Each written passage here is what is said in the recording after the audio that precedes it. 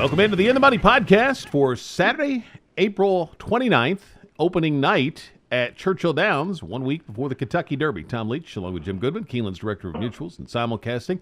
Another successful spring meet in the books at Keeneland. So we shift to Churchill Downs, and the opening night feature is the William Walker Stakes at 6 furlongs for 3-year-olds, Jim. And you got probably a big favorite in here in Syndergaard for Todd Pletcher, who ran in the Breeders' Cup last year.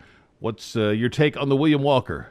Yeah, I think it'd be tough to handle if he's ready to go. He's been off since the Breeders' Cup, so gave him a nice little rest. Brings Velasquez in to ride, and the buyer figures the class drop from a Grade 1 to an ungraded stakes. Just a race to get him ready for his 3-year-old campaign. So looks like they're going to make a sprinter out of him. I don't think that he wants the mile and an eighth distance or a mile and a quarter distance even at Derby. They thought Derby last year when he won the Champagne, but got a lot of speed, drew inside, all the indications that he's ready to go here, and there's not that much in this race that can challenge him. The only horse that I thought had a shot was Conquest Wildcat, and just because he may be a late developer, and he ran pretty well at Oaklawn, his buyer figures are moving up. He had 84 last time out. Ran behind Recruiting Rudy, who did not come back and run well in the stakes race. So I think Syndergaard is the class of the race. If you're looking for a price, Conquest Wildcat possibly. Enhance has speed, but I think Syndergaard's going to compromise his speed. So I'm going to go with Syndergaard here, and not looking for a big price at all, probably 2 to 5. May box him, and it may put him with the exacta on top with Conquest Wildcat, a 1-6 Colt exacta.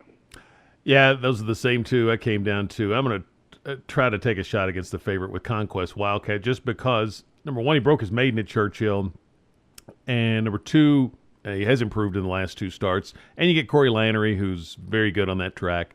So the best play is an exacta box for me probably if I'm going to take Conquest Wildcat. I got to have it the other way too, because Syndergaard's the most likely winner. If you want to go deeper, the Money Monster and Silver Bullion, the 4 and the 7 were others that I looked at. But really, I think for the pick 4, I'm just going to use the 1 Syndergaard and the 6 Conquest Wildcat and hope the 6 can upset him. Let's go to the start of the pick 4, which is a maiden race in the 8th. I took Miss Kentucky. I thought could win this with her speed. And the third-place finisher out of her last race came back and won. But I'm going to go deep in here with the 5, Char Ran, the 6, Gems Are Sparkling, the 10, Sweet Invention, and the 12, Madison Cat, just out of the respect for the Vance Le Peru combo. That's a big price one there. The second leg, I'm going to use 2 horses in the 9th, the 6 and the 2. Then in the 10th, give me the entry, the 1A entry. You get Richard and Lannery on the 1 and Amos and Giroux on the 1A. I thought about singling that one, but I'll throw in Restless Rambler with the good speed as well. And then I'm going to use 5 in the last race. Abacado, the 10's the one I like best, but also the 1 Dial M from Muggs on a big class drop could jump up and run big at a price. The 8 Chocolate Bouquet, the 5 Pop-Tarts Princess, love that name, and the 4 Twinkles. So what about you? Yeah, my wife liked that name as well when I was handicapping last night. So she said, I'd bet that just for David. David used to love, our son used to love chocolate frosted Pop-Tarts. Ooh, so good stuff. I will have to put that horse in there, even though it doesn't look very good on paper. But first race in the 8th, I'm going to go too deep here. I think Sweet Invention, the 10, is the obvious choice for Ramo Cat. Had 3 straight seconds last 3 times out, including good runs at Oaklawn, 70 and 66 buyers. Stands out here, but these horses have only been out once or twice. You don't know how they're going to like the Churchill track.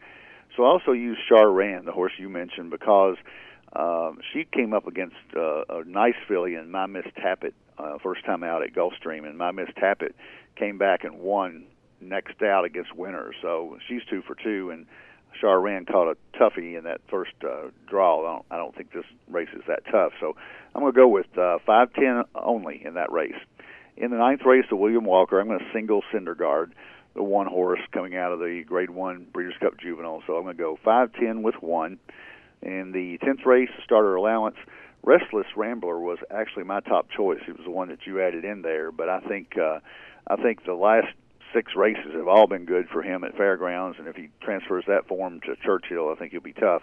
1A Aztec Lion exits the same race as Restless Ramber, but was 7 lengths back. And then the 2 Tyree comes out of a little tougher race at Oaklawn. Allowance $5,000 starter, but it was a nice race with a horse called Half Dome Dude winning it. So Tyree is my third choice. I go 1, 2, 7. And then the last race is kind of a crapshoot for me. I'm going to use the 5 Pop-Tarts Princess, and then I'm going to use all the outside horses except the 12. I'm going to use the 7 through the 11, Cheating Heart, the 7, Chocolate Bouquet, the 8, Greeley and Gold, the 9, Avocado, the 10, and Chargers Miss, the 11. This is a tough race. I think this is one where you get a price. Chocolate Bouquet is probably going to be the favorite, but she's better on turf. So I'm going to do 4, 7, 8, 9, 10, 11 for 6 horses in the last.